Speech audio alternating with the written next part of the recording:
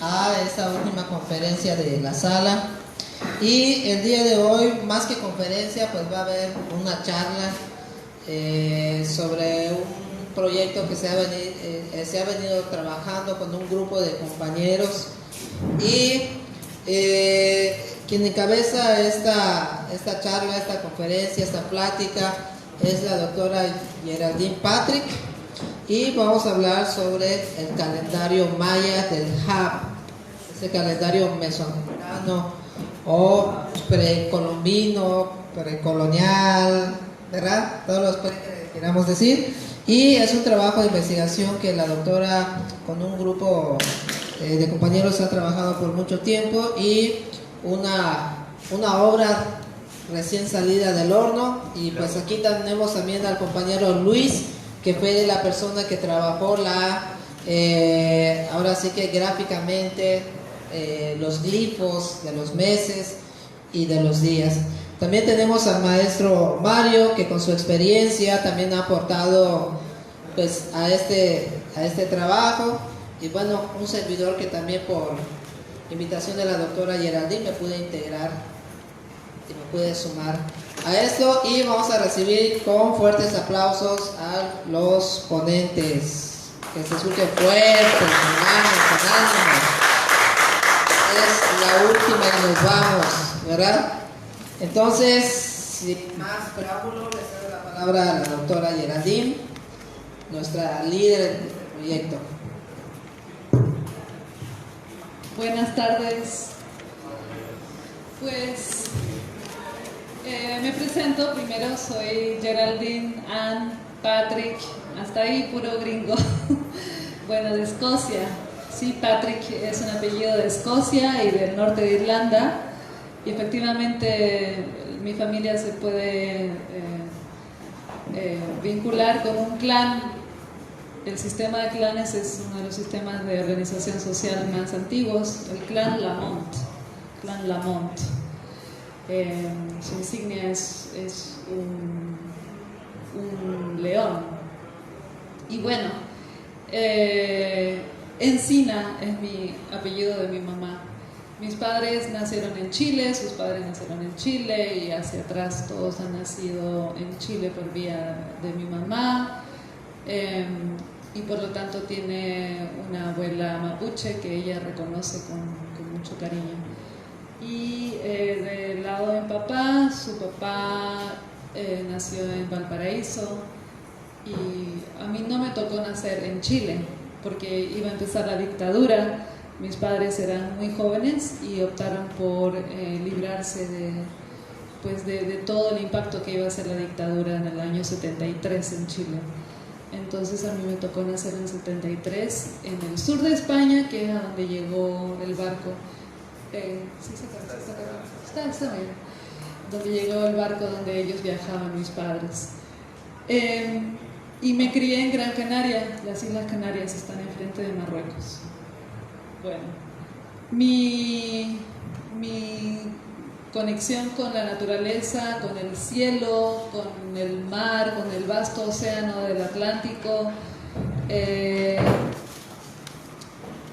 y mi curiosidad por la naturaleza, creo que desde pequeña me llevó a preguntarme sobre el tiempo y sobre la manera en que los diferentes pueblos originarios se conectan con los ciclos de la naturaleza.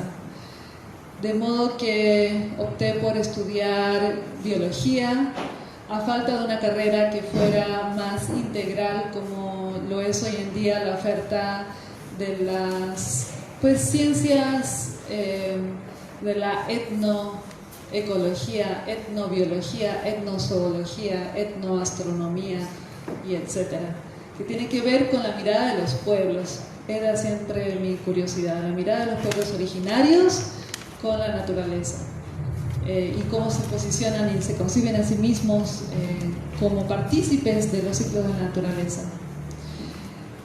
Y llegué a México porque me enamoré. Han hablado los poetas bastantes veces de, bueno, y me enamoré, y entonces y así fue también mi historia. De joven llegué a estar en la cumbre de Río de Janeiro. No sé si ustedes no habían nacido, pero hubo una cumbre en el año 92, algunos sí habían nacido hace mucho tiempo. En el año 92 en Río de Janeiro, la cumbre de la Tierra, y ya entonces eso me llevó a acercarme a una persona joven allí, muy activa, defensora de los pueblos originarios y sus derechos, Mindaji Bastida, y pues a los pocos años llegué a estar pues en su pueblo, en el Alto Lerma. El río Lerma es el río más largo de México, y allí entonces empieza toda una historia de intentar demostrar que las ciénegas del río Lerma son pues las que desde hace 10.000 años han albergado a pueblos originarios otomianos, y que necesitan estas ciénegas pues sobrevivir con todos sus pueblos dignamente. A partir de ahí conozco a Víctor Toledo. Víctor Toledo es un etnoecólogo de renombre, me invita a realizar unas investigaciones a nivel doctorado para describir este mundo de los pueblos otomíes desde la mirada de la etnoecología. Y allí me empieza a fascinar el calendario mesoamericano, y empiezo a ver que no hay realmente una investigación que ya permita a los pueblos realmente tener en sus manos el calendario de sus antepasados. Ni el calendario otomí, ni el calendario mexica, ni el calendario maya en el año 2005, 2010, 2010, yo publiqué en 2013, pero en el 2005, cuando me empiezo a hacer la pregunta de bueno, ¿qué pasa? ¿Dónde está el calendario de los pueblos originarios? Pues no estaba muy claro dónde estaba. Entonces, con ciertos elementos empiezo a trabajar, elementos y muchos libros y libros antiguos, a identificar todos los elementos que son propios de la cultura más antigua, que es la otomiana. ¿Ustedes han escuchado hablar de la cultura otomangue o otomiana? Como lingüistas, pues resulta que es la lengua que es el tronco común, el otomangue, que está ya vigente hace unos 8.000 años. 8.000 años, pues tenía que haber una lengua. ¿Cuál era esa lengua? La otomangue.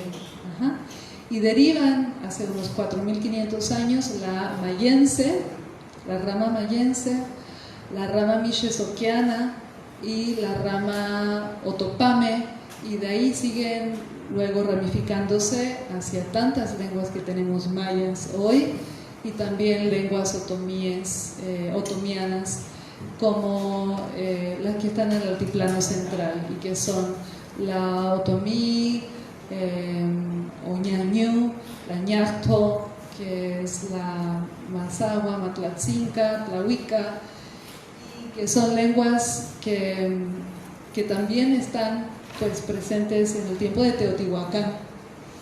Bueno,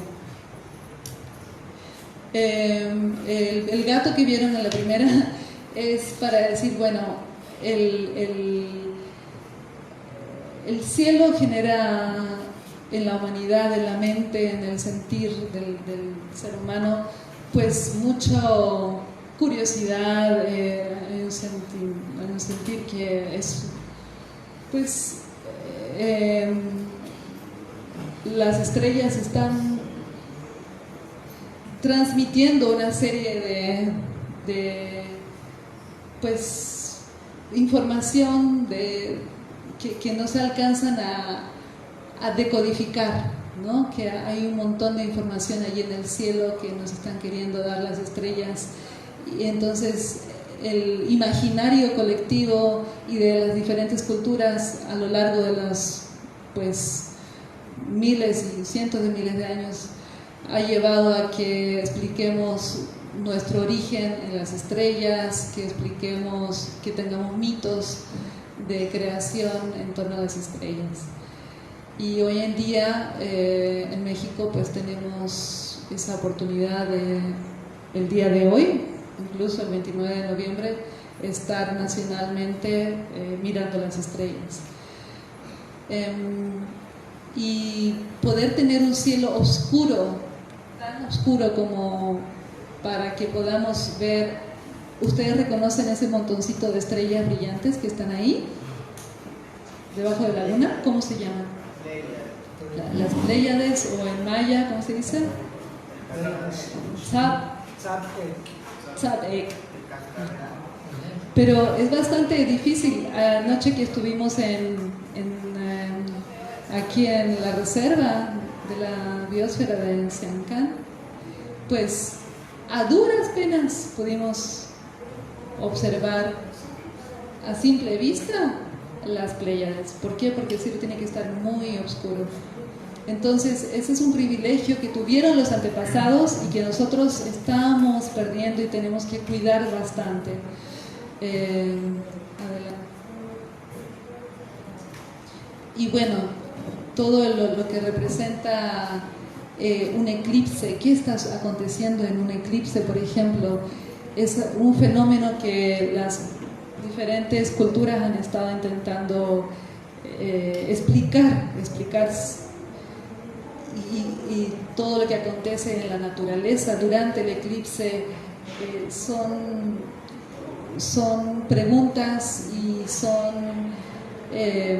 oportunidades para atraer a la gente en torno a un fenómeno del cielo. Adelante.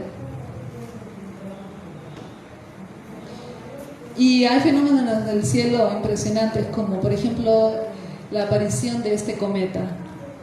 Un cometa que estuvo en el cielo en 2020. Esta es una fotografía que me ha prestado Jorge Díaz Hernández y que tomó desde Tula, en Hidalgo.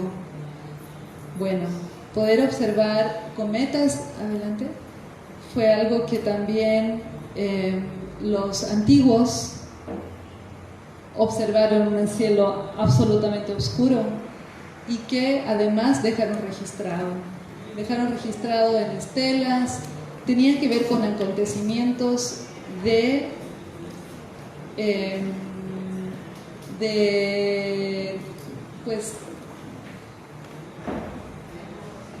acontecimientos en el cielo que había que replicar en la tierra mediante ciertas campañas militares.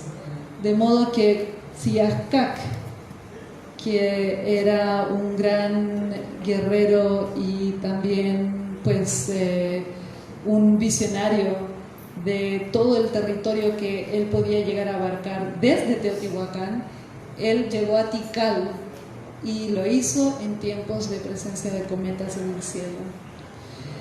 El hecho de que nosotros sepamos hoy que así fue, que cuando se caminó 150 y tantos días Siaskak desde Teotihuacán, él llegó a Tikal en tal fecha.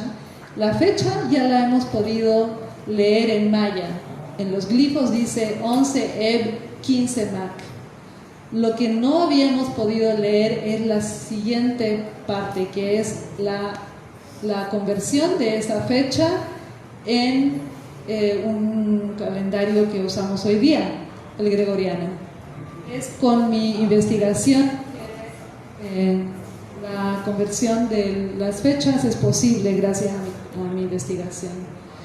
Bueno, adelante. Entonces tenemos, por ejemplo, en Yaxchilán también hay un evento que habla de la presencia de un cometa, y esto es todo algo novedoso que en la escuela se va a poder empezar a enseñar prontamente, y ahora les voy a decir en cuál carrera y en cuál universidad se va a empezar a poder comprender mucho más de lo que es la cultura maya y su cosmovisión y la manera en que intervienen en el espacio terrenal en función del cielo, porque de eso se trata para los mayas, de digamos, la vida más dramática que ellos van a tener y que les va a dar sentido a todo su quehacer es en función del cielo. No puede ser sin esa participación del cielo y de las deidades celestes. Siempre tiene que haber un apoyo de las divinidades celestes.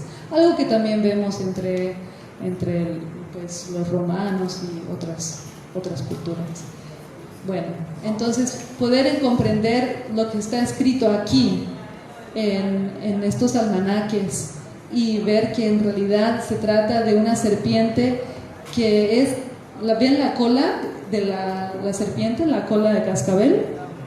Esa es la Tzad, esa es Pléyades. Entonces lo que estábamos viendo aquí es realmente el subir y el cielo nocturno y descender y no verse de la Tzad, y es algo que no nos habíamos podido percatar anteriormente y que otra vez está pues digamos llegando a nuestro entendimiento gracias a los estudios recientes que hemos estado realizando. ¿Más? Ya. Y por ejemplo comprender que aquí en esta pintura de Cacastra, cuando esta deidad tiene una cola de qué, de un escorpión, con un faldellín de qué, de la estrella Venus, pues es porque lo que está aconteciendo en el cielo, esto solamente es posible de mirar en un atardecer del tiempo de octubre y noviembre. No más, no se ve en otro tiempo del año que esté junto Escorpio con la estrella vespertina de Venus, y además no en todos los años. Entonces uno puede ver esto ya como una representación de un acontecimiento astronómico y no solamente como una imagen pues muy poética de una divinidad imaginaria, sino que pues es un cosmograma. Entonces, debido a todo eso, y porque somos muchos los que nos atrae la aproximación al cielo de las culturas, es que creamos la Sociedad Interamericana de la Astronomía en la Cultura. Adelante.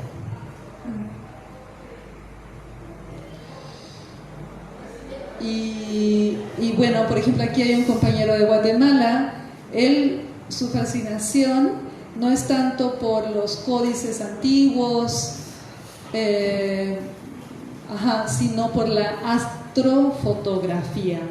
Cómo hoy podemos aproximarnos al cielo a través de las grandes tecnologías que existen, que están más o menos al alcance de todos si se enamora la gente del cielo. Y no necesariamente estamos hablando de astrónomos que están con los telescopios, sino pues con buenas cámaras, y se pueden captar pues nebulosas y todo tipo de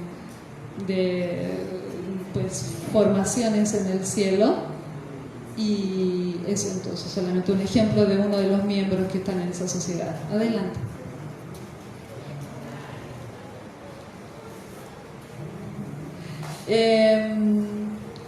Y bueno, entonces ya llegando al año de hoy, tenemos que la Sociedad Interamericana de Astronomía y la Cultura pues celebra una reunión en Honduras, en Copán, recientemente en octubre. Adelante. Y el que está a cargo de la Facultad de Ciencias Espaciales, él es Javier Mejuto. Él es español, pero ya lleva un tiempo viviendo en Honduras, en la Universidad Nacional de Honduras es donde él trabaja. Adelante. Pues él anuncia que se ha creado la nueva carrera de la licenciatura en Astronomía Cultural, que es un esfuerzo de más de 10 años y que propone lo siguiente: brindar las herramientas a los pueblos originarios.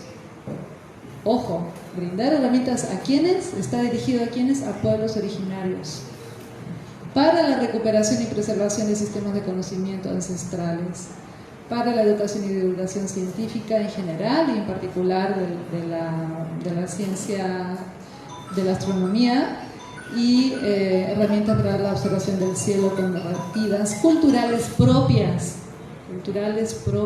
narrativas propias, desarrollo de la identidad cultural nacional. Adelante. Y bueno, entonces la carrera se empieza a impartir desde el año que viene, en enero,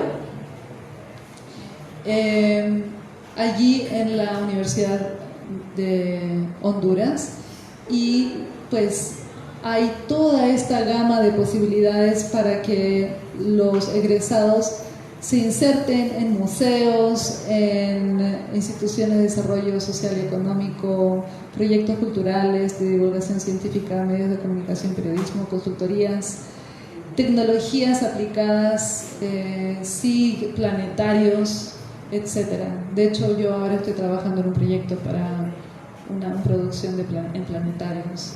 Entonces, la promesa de que va a llegar muy pronto, ojalá no solamente allí en la UNA, sino aquí en México pudiéramos hacer algún convenio para tomar cursos de esta licenciatura en astronomía cultural, pues es una promesa posible. Este es el sistema de conversión de fechas que he desarrollado. Adelante. Y fue a partir de muchísima investigación que también logré encontrar, digamos, los puntos cardinales del Hub, ¿sí? En donde hay una veintena que se llama SIP, que está marcando el equinoccio de septiembre, y SIP tiene que ver con la Sipkej. El Sipkej es el guardián de los venados.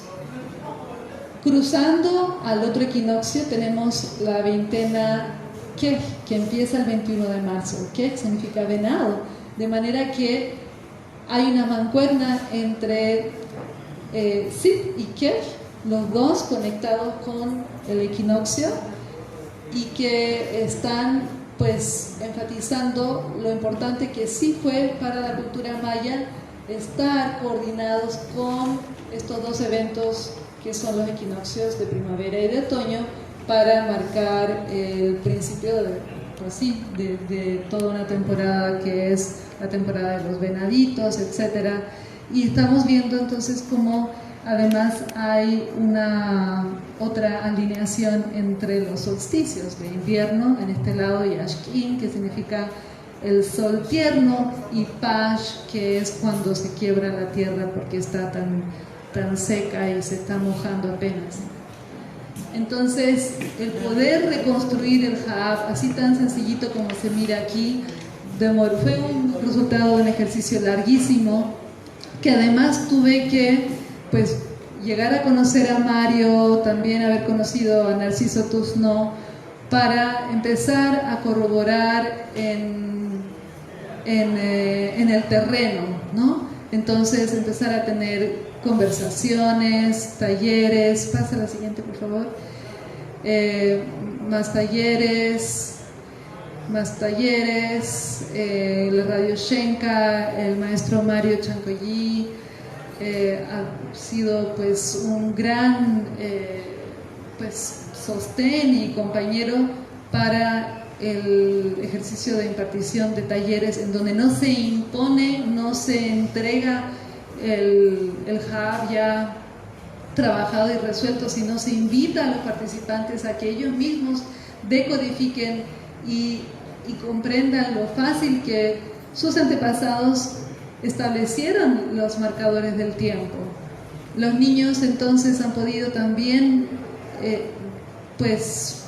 participar en el aula de clase gracias a un maestro de primaria que ha sido muy enfático que a los niños se les regrese el calendario ancestral. Entonces el maestro Norberto Maipa está con nosotros, ha logrado reintroducir el calendario maya como parte de la nueva currícula para educación primaria, que se trata del buen vivir, está basado en el principio del buen vivir. El mismo maestro Norberto desarrolló un calendario de pared para que los niños pudieran cada fecha, y eso se tradujo a esta versión del calendario ya con el sello de la Secretaría de Quintana Roo para que iniciaran este ciclo escolar que va corriendo con este calendario de pared. Y bueno, ahora ya viene la fase en donde desde la Casa de la Crónica y con el apoyo de la Fundación de México Mundo Sustentable, una oportunidad para decir, ¿y por qué no hacemos un trabajo para niños, un libro para niños, en donde, en donde cada compañero va a tener un rol? Bueno, entonces ahí está el maestro Mario Chan, aquí está Gonzalo Pech, atrás está Marcelo Jiménez, ilustrador, Omar, un joven artista, y Luis, que tenemos aquí presente. Y Luis ha sido muy importante, ahora, igual que, bueno, todos, con mis arrugas. Entonces, bueno, esta obra de pintura la hizo Marcelo Jiménez. Él es un gran pintor, el reconocimiento a su obra está aquí en la Casa de la Crónica, él aparece en su cara completa. Y entonces, en función de lo que ya sabemos que sucede en cada veintena, él le fue dando una representación gráfica a eso que acontece culturalmente y en la naturaleza cada veintena. Bueno, adelante. Y de ahí entonces pues logramos el libro ilustrado. Y para poder mostrar las láminas del libro, Miguel, vamos a necesitar a Carlos otra vez. O no sé si quedó abierto el correo de Carlos, porque le he mandado el vínculo. A ver, miremos si está su correo abierto todavía. Entonces debe haber llegado un nuevo correo. Link. Entonces le aprietas ahí, por favor. Gracias. Mientras tenga wifi. Ya. Entonces, la semana pasada, Astra Ediciones. ¿Y por qué con Astra Ediciones? Porque la hija de Marcelo Jiménez, ella también de aquí de Carrillo Puerto, pues ha tenido una buena experiencia con esta editorial. Entonces dijimos, bueno, pues vamos a mandar la obra en nuestro proyecto. Ahora, el financiamiento para sacar 100 libros fue gracias a una campaña que hizo una amiga de Estados Unidos que vive en Colombia, vive en Guatemala, y ella entonces me consiguió ¿cuánto fue? Como 700 o 800 dólares, multipliquen por 20, y eso era lo que iban a costar 100 libros. Entonces, bueno,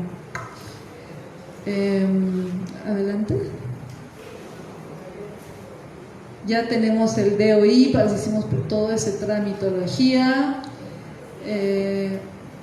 Baja un poquito. Bueno, de hecho lo que estamos mostrando es el link del DOI. Baja un poquito porque va a estar, por favor, el PDF, más abajo, más hasta el fondo. Eso, gracias. Y le aprietas, por favor, el link al botón amarillo.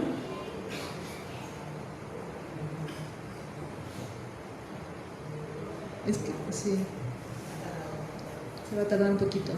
Bueno, entonces voy a dejar aquí a los compañeros para que nos hablen.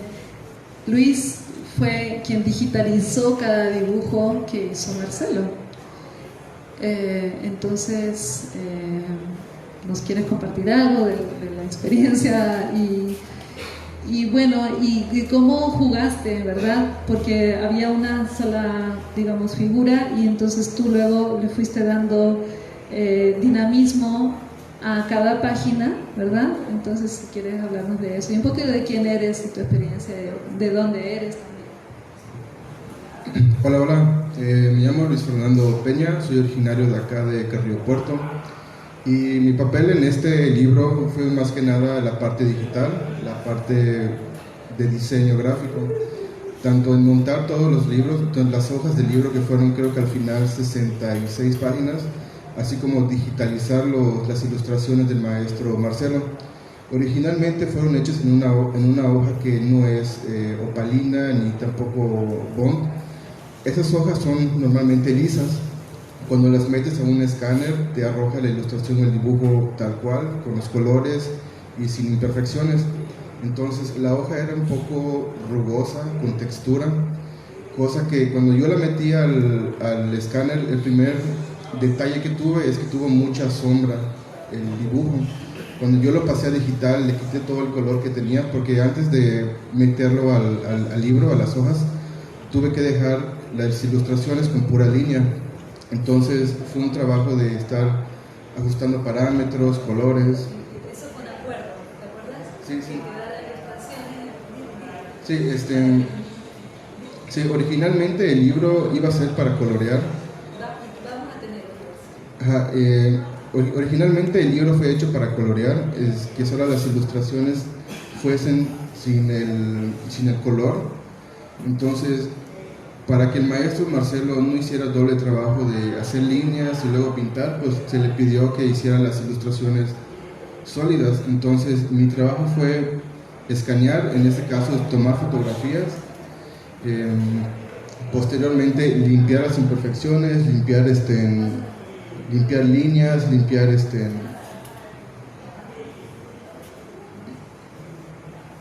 uno más, ahí en ese. Entonces, si se dan cuenta, la hoja del libro, la hoja de la ilustración era café, era bicolor, entre café y un color crema. Entonces, ese tono de color, cuando yo lo pasé al escáner, lo arrojaba muy pálido, sin tantos colores. Manden. El papel reciclado, exactamente. Entonces, al escanearlo, cuando yo lo pasaba al programa, todos los colores verdes, los colores blancos, no me los detectaba originalmente. Por lo que tuve que montar luces en una mesa, tomar una fotografía cenital, y a raíz de la fotografía ya me salió más natural lo que es la ilustración. Entonces, el primer paso que se hizo fue limpiar imperfecciones. Cuando se hace el escáner, nos quedan pequeños bordes en las líneas. Entonces, esos bordes a veces nos dan como que líneas filosas y se ve irregular el dibujo, se ve mal. Posteriormente, una vez que se terminó todo el dibujo, ¿se puede subir un poco? Por favor.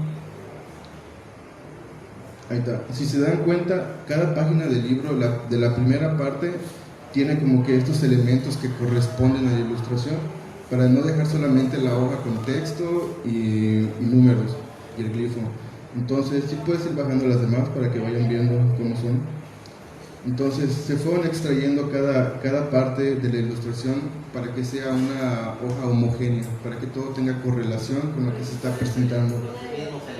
Exactamente. Más que nada para que el libro, como es para niños, no se vea tan fofo y aburrido, no se vea plano.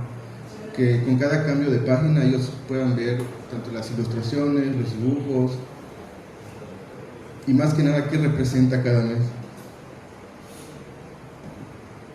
Las abejitas,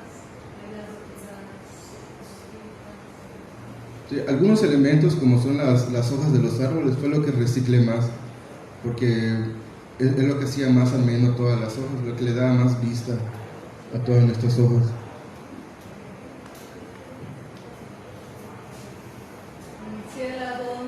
El tiempo de octubre, antes de noviembre, que viene ya la calavera.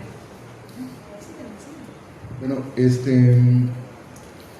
en sí, la parte más difícil de las hojas fue la digitalización de las ilustraciones, porque como mencioné anteriormente, el color no siempre lo arrojaba como debería ser. Si se dan cuenta, hay algunos degradados que cuando yo hacía la corrección de color se perdían, algunos se quedaban marcados. Entonces fue hacer montaje sobre montaje del mismo color, de la misma ilustración, para dejar al final la hoja digitalizada, tal cual.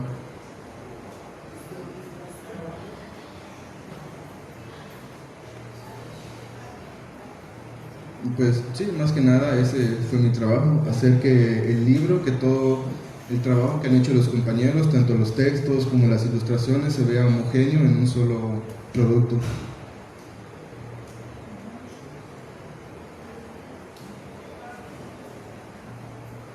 ¿Verdad que está hermoso?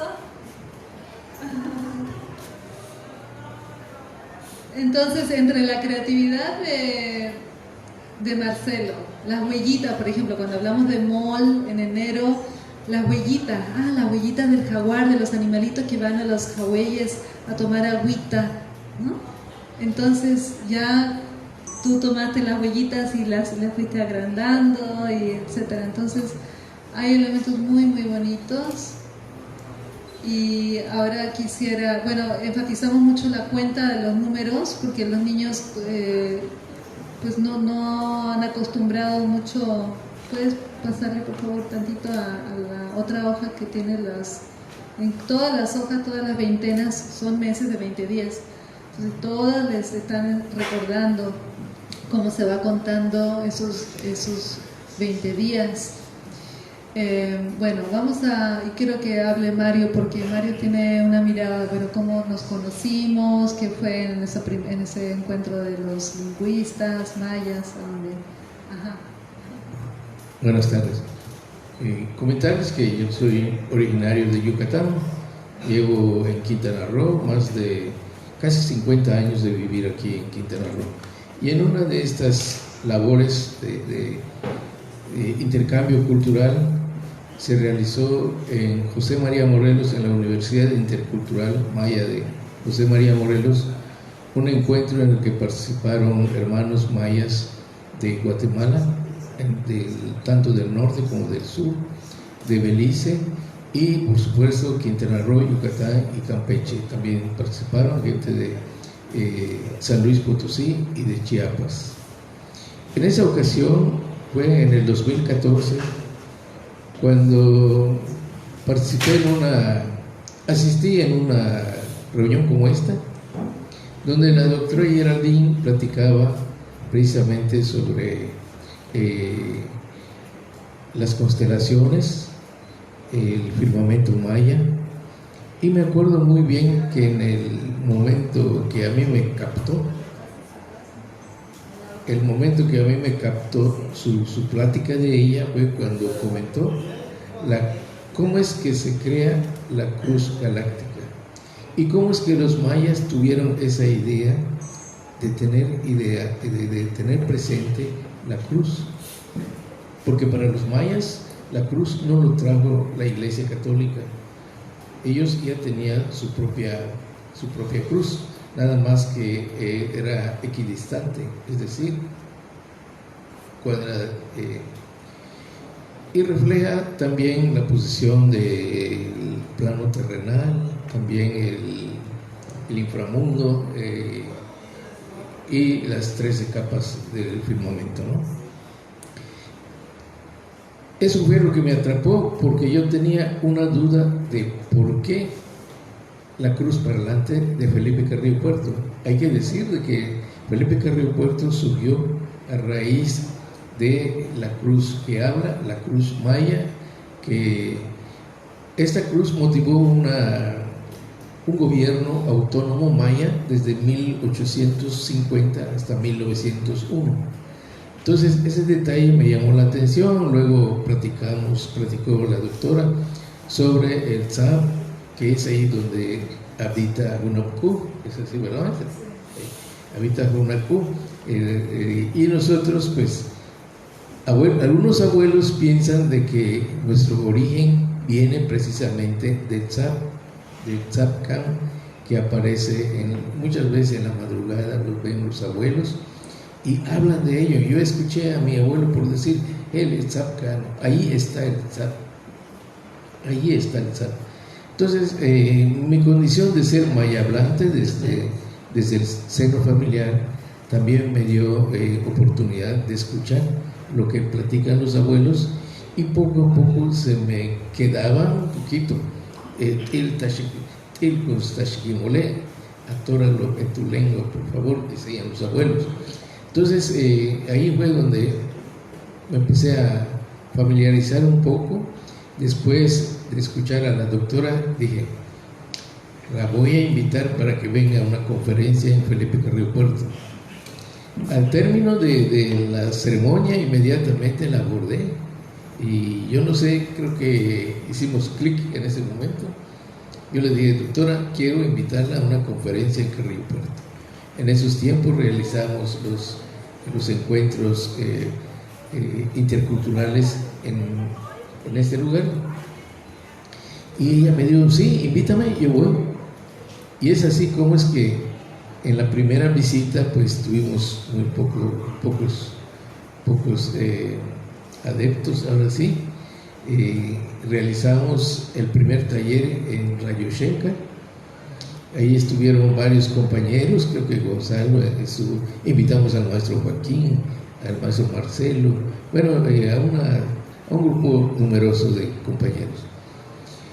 Lo que empezó con la idea y mi deseo de aprender un poco más sobre el tema de la cruz, considerando que aquí tenemos y nuestro origen es a través de la cruz parlante, nos motivó a realizar otras investigaciones, otros trabajos, ampliar ya nuestro campo o sea, nuestro conocimiento ya se limitaba, lo que nosotros ya aportamos, pues pensamos de que fuera de nosotros pudiéramos adquirir algún otro conocimiento. Volvimos a invitar a otras personas, cambiamos de sede, estuvimos en la WIMPRO, estuvimos en la Casa de la Crónica, poco a poco se fueron incrementando este número de personas que iniciamos con Narciso, la doctora, su servidor y otras personas que pues ya no me acuerdo tanto de que el maestro, el maestro también él estuvo con nosotros en los talleres y el maestro Aniceto Velázquez Chi también estuvo. Entonces poco a poco empezamos a aportar algunas ideas que hoy alrededor de cada glifo está el conocimiento del maestro Armando, del maestro Joaquín, del maestro Gonzalo. Alrededor de cada glifo tenemos impreso ideas que nosotros recogimos, por ejemplo, de cuándo y por qué el cum, ¿no? El kumku. El kumku es la olla de Dios. Kumku es Dios o deidad y kum es la olla. Y en las ceremonias nos enteramos de que en una ceremonia maya, en una comunidad realizaban esa ceremonia precisamente en el Chachac, tomaban una olla con agua y se colocaba a través de un cargador enfrente. Al término de esa ceremonia, que es el Chachac, o dedicado a una petición de lluvia, se vierte, esa persona enfrente del altar vierte el agua. Luego observamos que también en varios calendarios está representado. Entonces, aspectos como eso fuimos recuperando en cada veintena por veintena. Por ejemplo, nos marcan también la época de la cacería, la época de reproducción del venado, de otros. El de Sots, por ejemplo, cuando llegan los muertitos el 30 y el 1 y 2 de noviembre, según las familias, ya sean de Yucatán o de Quintana Roo, inicia el 1 de noviembre, y en Sots unas veces sentimos que se nos enchina la piel, porque caminando durante la noche de pronto cae sobre ti un objeto y lo primero que decimos, es que ya están cerca los muertitos, estamos cerca de Hanal Pichán o de la comida de las ánimas, y nosotros decimos, ya empiezan a venir, ya nos están avisando. Y lo que realmente ocurre después de una investigación científica de mucha gente, se observó de que esas piedritas que caen eran comida de los murciélagos, ¿no? Y en su andar, pues, se cansan, pobrecitos, sueltan y de casualidad te tocan la cabeza, ¿no? Y uno inmediatamente siente el temor, ¿no? O cuando también camina uno y hay charquitos de agua, cae en medio, ¡puf!, salpica, son los muertitos que ya están con nosotros. Aspectos como ese, de un solo vinal, de una sola veintena, ocurren en todas las veintenas. Entonces, eso es parte de lo que nosotros aportamos. Fue un trabajo que iniciamos en el 2015 y todavía en este 2025 tuvimos los últimos talleres para concluir este trabajo, y con la colaboración de varios compañeros más de los que ya comentó la doctora, pues logramos lo que ahora ya lamentablemente no nos llegó el libro que se pidió, el físico, que debió llegar a Chetumal. Sin embargo, por alguna situación no lo tuvimos. Sin embargo, aquí tenemos para ustedes una muestra de lo que ya próximamente estará no a la venta, se van a distribuir en las escuelas de nivel básico. Entonces, y también es un libro apropiado para los niños, para jóvenes, para todas las personas de nivel primaria, de preescolar hasta sexto. También es útil para la educación superior. Sí. Yo solo quisiera precisar algo. El nombre de los meses o de los vinales no lo estamos inventando nosotros. Lo que nosotros estamos haciendo es una investigación sobre por qué los antiguos mayas, nuestros antepasados, nuestros abuelos, le pusieron como nombre a ese mes de 20 días Sot. ¿Por qué le pusieron qué? Entonces lo que nosotros hacemos es investigar qué sucede en esas fechas tras la conversión que se hizo al calendario gregoriano, ¿sale? Entonces nos fuimos mes por mes, como lo decía el maestro Mario, para ver qué sucedía y qué sucede. Actualmente se le preguntaron a los abuelos, a la gente del campo, a la gente del pueblo, sobre lo que sucede en cada mes ya con la conversión. 12 de octubre al 31 al 31, ¿no? El Sot lo pusieron nuestros antepasados y quedaron marcados en estelas, las fechas quedaron marcadas en los códices. Entonces es una investigación en los pueblos vivos ahora para conocer el origen de esos nombres. Bueno, mi participación en este libro fueron dos, junto con otros compañeros. Primero, deben saber ustedes que el documento original tiene más información. Aquí es una versión sintética pensada en los niños, ¿sí? Tiene más información, inclusive en algunos apartados tiene un lenguaje más científico, más académico. Lo que hicimos es revisar la información que sea digerible para los niños. Entonces hay información todavía en el documento original, como las fiestas patronales que no se mencionan aquí, ¿no? Y mi otra participación también, junto con el maestro Gonzalo, Omar, el maestro Mario y bueno, todo el equipo, fue hacer la traducción de texto. Entonces fuimos varios traductores, porque el idioma maya es interpretativo, pero entre todos los que teníamos este objetivo de traducir, consensar cómo quedaría y hacer la revisión tras revisión, porque si bien los 4 o 5 traductores interpretamos, al final quisimos estandarizar lo que sea entendible. Entonces esto es parte de lo que me tocó contribuir en esta obra, y bueno, le cedo la palabra a la doctora.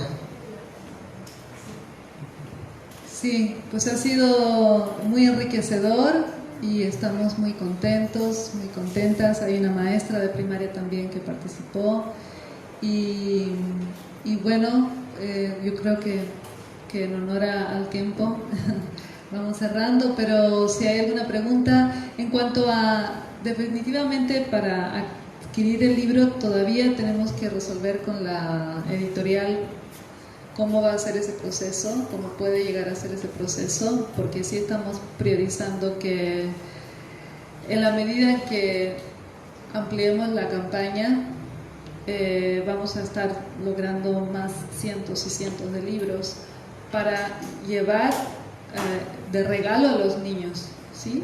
Escuela por escuela, salón por salón, idealmente niño por niño. Eso es nuestro propósito final, que la Secretaría de Educación de Quintana Roo diga, órale, a ver cómo lo hacemos, pero todos los niños necesitan este libro en la casa y compartirlo con la familia. Así es. Bueno, mucho gusto. Yo soy Rafael Hernández Córdoba, soy maestro en artes y soy licenciado en idiomas. Primero que todo, felicitarles por el trabajo que nos presentaron hoy. Está excelente, así como usted se enamoró de la cultura maya. Yo hace más de 20 años me enamoré de la cultura maya y mi sueño siempre era ver descifrada la escritura y ver descifrado el calendario y que hubiera programas para recuperar eso. Entonces está fabuloso eso. Sin embargo, hay más trabajo por hacer, sobre todo que la lengua maya no se escribe en letras latinas. Yo hice mi tesis también de licenciatura en sistemas de escritura, de ayer y de hoy. Lo que me llamó la atención de la escritura maya es que es la escritura más hermosa del mundo, sin lugar a dudas, porque es un sistema de escritura que ni es alfabético, ni es silábico, ni es ideográfico, es mixto y es versátil. Entonces, hace 20 años todavía no estaba bien descifrado, no estaban descifrados los glifos. Hoy están descifrados en un 90%. Y yo los utilizo y créanme que la lengua maya es una lengua ergativa y eso se ve ya cuando tú lo transliteras a su escritura original.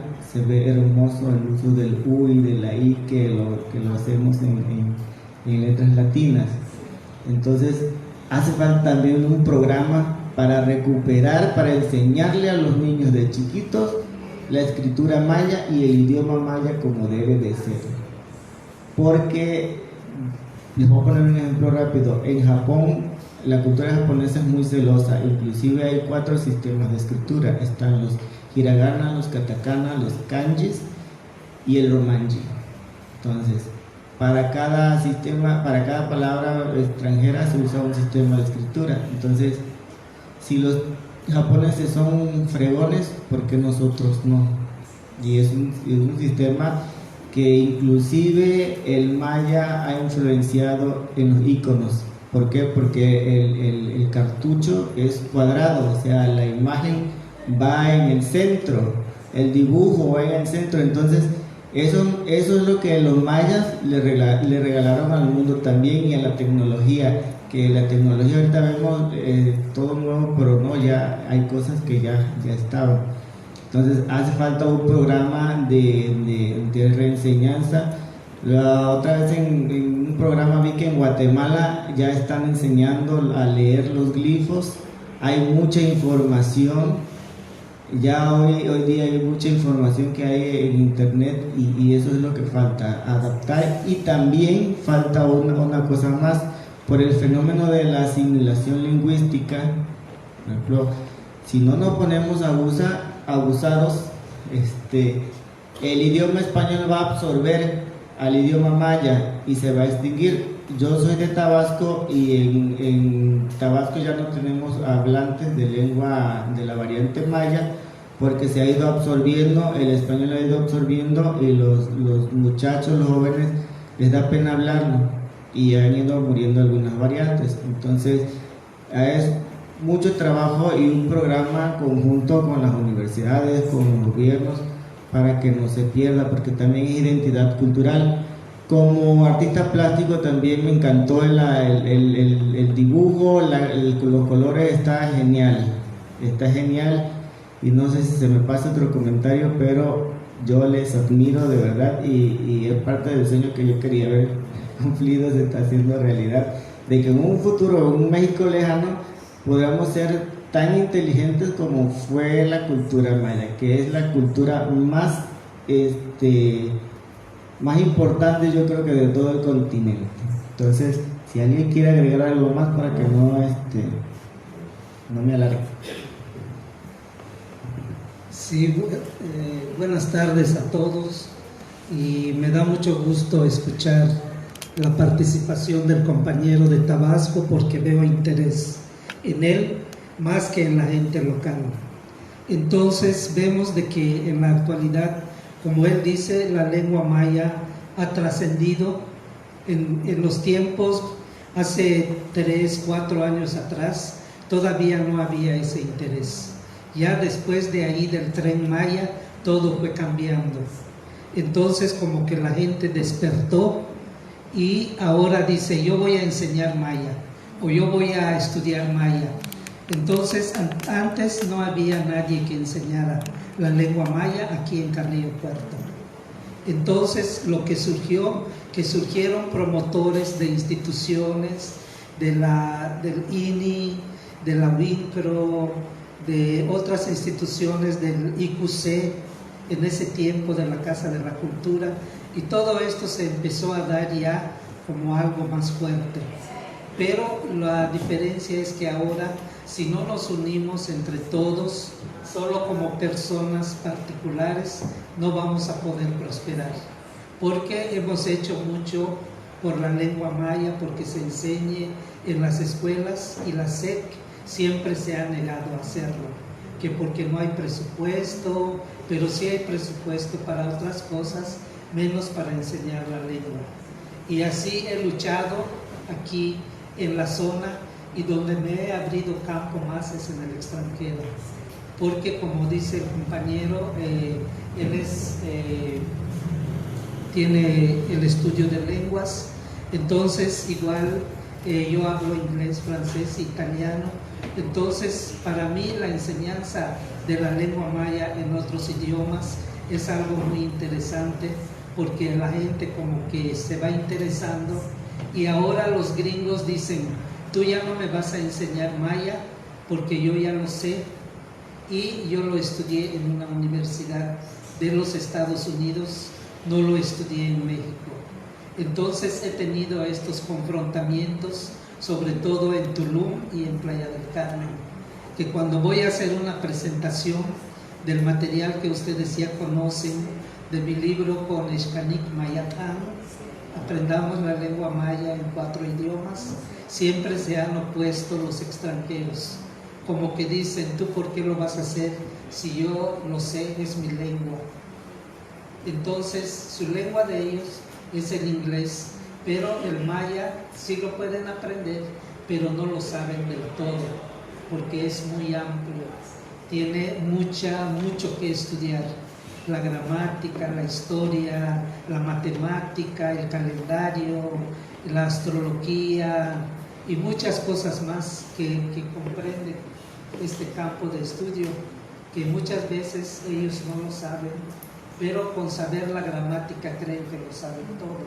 Entonces muchas veces nos desplazan en los centros turísticos por ser mayas, pero sí se le da la facilidad a ellos.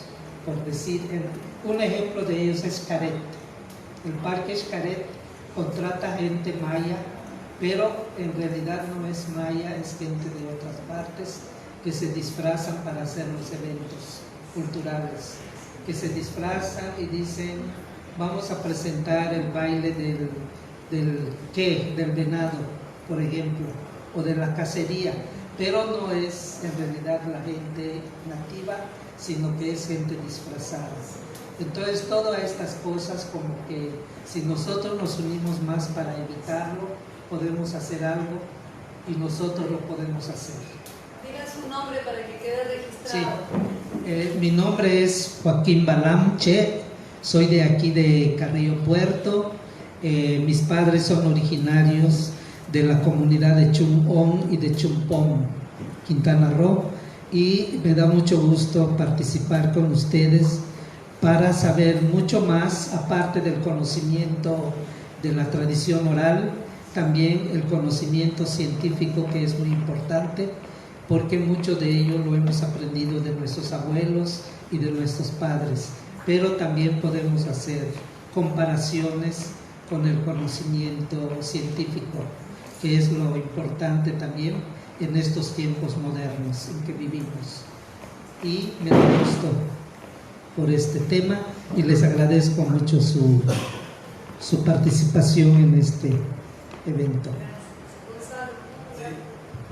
Bueno, buenas tardes, igual a todos ustedes que están escuchando opiniones muy importantes que tienen que ver con un trabajo de lo que es la cuestión lingüística. Es muy importante tomarlo en cuenta, porque a partir de ahora, entonces, que vamos a leer este libro de manera pública, de manera en las escuelas de educativos, ¿no? Entonces, de esta manera creo que podemos llegar a conocer un poco más profundo qué es una estrella, qué es la luna, qué es el sol, qué es la lluvia, cuál es el nombre de un animal de la selva o de un animal de la selva maya, aves de la selva maya. Es una interconexión que vamos a tener con todos los jóvenes, relacionándonos con nuestra naturaleza y el medio ambiente, al igual como va a ser la cuenta de los tiempos, porque así como lo ha manifestado el compañero Joaquín, ¿sí? Si no estamos preparados para esto, entonces, ¿qué vamos a lograr que aprendan los niños? ¿Por qué es Wo? ¿Por qué se llama Sip? ¿Por qué se llama Sot? Y algo muy elemental también que tiene que ver con los elementos naturales, como es la tierra, el agua, el viento, y el agua. Entonces, eso es muy importante que lo tengamos muy en cuenta ahorita con los jóvenes que también están estudiando, y seguro que van a aprender también a través de este libro, dirigido al igual a los niños, a la infancia maya en sí, de todo el Quintana Roo, de toda la península de Yucatán, y también ante los ojos del mundo. Machquima Colal, felicidades a todos mis compañeros, a los que hicimos el equipo de este trabajo, porque la traducción también y la interpretación es lo más importante, notable y destacado para poder hacer este buen libro, que seguro van a ser un ejemplar para todos y para todo el público en general. Gracias. Dios poti.